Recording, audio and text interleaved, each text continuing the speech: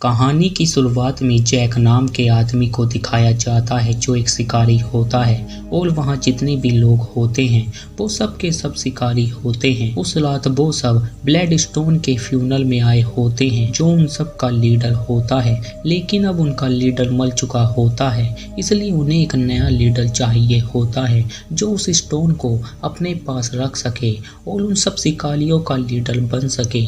लेकिन उस स्टोन को पाने के लिए एक दानव का शिकार करना होगा, इसलिए उन्होंने एक दानव को पहले से ही पकड़ लिया होता है, क्योंकि उनमें से जो उस दानव को मारेगा उसे ये स्टोन दिया जाएगा।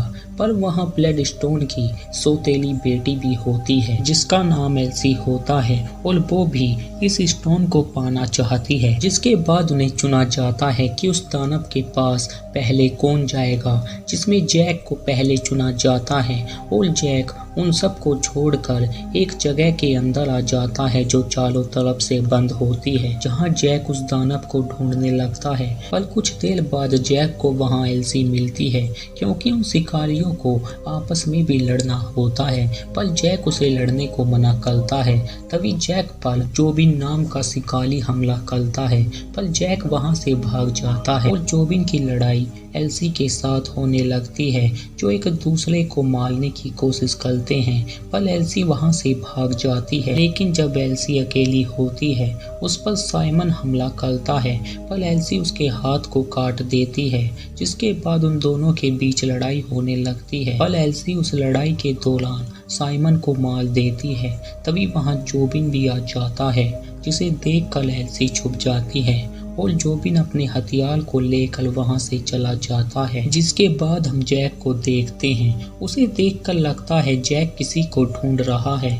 तभी जैक को वो दानव मिल जाता है, पर वो जैक का दोस्त होता है, इसलिए जैक उसे बचाने के लिए यहाँ आया होता है। और उस दानव के ऊपर वो स्टोन भी होता है जो उन शिकारियों को चाहिए होता है, इसलिए वो उस दानव को मारना चाहते हैं। पर जैक उसे कुछ देर के लिए यहीं पर छिपने को कहता है, क्योंकि वो यहाँ से निकलने का रास्ता ढूंढ रहा होता है।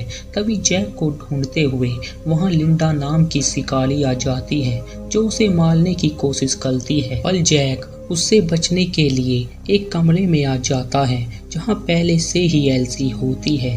लेकिन जब वो उस गेट को बंद करता है तो दरवाजा लॉक हो जाता है, जिससे वो दोनों वहीं पर फंस जाते हैं। पर एल्सी को लगता है जैक को भी वो स्टोन चाहिए, इसलिए वो यहाँ है। लेकिन जैक बोलता है वो केवल उस दानव को यहाँ से भगाना चाहता है, क्योंकि वो उसका दोस्त है। ये सुनकर एल्सी हैरान हो जाती है, क्योंकि जैक एक शिकारी होकर उस दानव को बचाना चाहता है। पर जैक बोलता है वो बुरे दानवों को मारता है और वो दानव उसका दोस्त है, जिससे जैक एल्सी के साथ एक डील करता है। अगर वो उस दानव को यहाँ से निकालने में उसकी मदद करती है तो वो उसकी मदद उस स्टोन को पाने में करेगा, जिससे एल्सी उसकी बात मान जाती है। और जैक उससे कहता है अगर वो दानव तुम पर हमला करे तो तुम उसे मैट नाम से बुलाना, जिससे वो समझ जाएगा हम दोस्त हैं। जिसके बाद एल्सी उस दानव को ढूंढने चली जाती है और जैक यहाँ से निकलने का रास्ता ढूंढता है, जहाँ उसे टूटी हुई दीवार मिलती है और जैक वहाँ एक बॉम्ब को लगा देता है। इधर जोबिन उस दानव को ढूंढ लेता है, तभी वहाँ एल्सी आ जाती है जो उसे रोकती है। उसी समय वो दानव जोबिन को पकड़ लेता है और उसे जलाकर मार देता है। पर वो दानव एल्सी की तरफ बढ़ने लगता है, लेकिन एल्सी उसे मैट नाम से बुलाती है, जिससे वो समझ जाता है उसे जैक ने भेजा है और एल्सी उसे अपने पीछे आने को कहती है। उसी समय वहाँ एक धमाका होता है जहाँ से वो दानव भाग जाता है, पर इससे पहले एल्सी उस स्टोन को निकाल लेती है और वो दानव जंगल में भाग जाता है।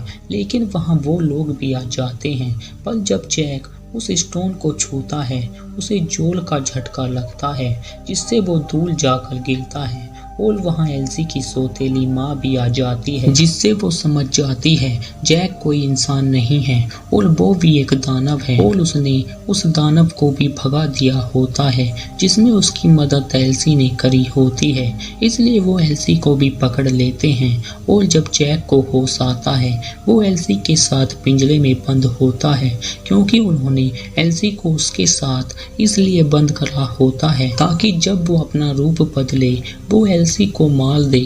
पर जैक बोलता है वो चांदनी रात में ही अपने रूप को बदलता है, लेकिन एल्सी बोलती है उनके पास ब्लड स्टोन है जिससे वो तुम्हें 1 मिनट में बदल सकते हैं। ये सुनकर जैक एल्सी को सूंघने लगता है ताकि जब वो बदले वो उसे कोई नुकसान ना पहुंचा सके। तभी वहाँ वो लोग भी आ जाते हैं जो जैक के अंदर का हैवान निकालना चाहते हैं, पर जैक उन्हें ऐसा करने को मना करता है क्योंकि अगर वो उस जानवर में बदले तो वो उन सबको मार देगा। लेकिन एल्सी की माँ जैक की बात नहीं सुनती और उस स्टोन को बाहर निकालती है और कुछ मंत्र पढ़ने लगती है और उस स्टोन को जैक की तरफ करती है, जिससे जैक को कुछ होने लगता है और वो उस जानवर में बदलने लगता है। ये देखकर एल्सी काफी डर जाती है क्योंकि वो उसके साथ पिंजरे में बंद होती है और जब वो औरत उसके पास जाती है वो उसका हाथ पकड़ लेता है, जिससे वो सब उसे बिजली का शॉक देते हैं। लेकिन वो उस पिंजरे को तोड़कर बाहर आ जाता है, जिससे वो उसे ढूंढने लगते हैं। तभी वो उन पर हमला करता है और उन्हें बुरी तरह मारने लगता है और एल्सी भी बाहर आ जाती है, लेकिन वहाँ और भी लोग आ जाते हैं, पर वो भेड़िया उन सब लोगों को मार देता है। तभी वो औरत उस स्टोन से जैक पर हमला करती है, जिससे वो दूर जाकर गिरता है, पर वो फिर से उस पर हमला करता है, लेकिन उस स्टोन की वजह से कुछ देर के लिए कमजोर पड़ जाता है और वो उसे मारने ही वाली होती है। तभी एल्सी उसे नीचे गिरा देती है, जिससे वो बेहोश हो जाती है और एल्सी उस स्टोन को अपने पास रख लेती है, जिसके बाद वो जैक के पास जाने की कोशिश करती है। तभी वो एलिस को पकड़ लेता है, पर इससे पहले वो एलिस को मारता वो उसकी आंखों में देखता है, जिससे वो उसे पहचान जाता है और वहां से जंगल की ओर भाग जाता है।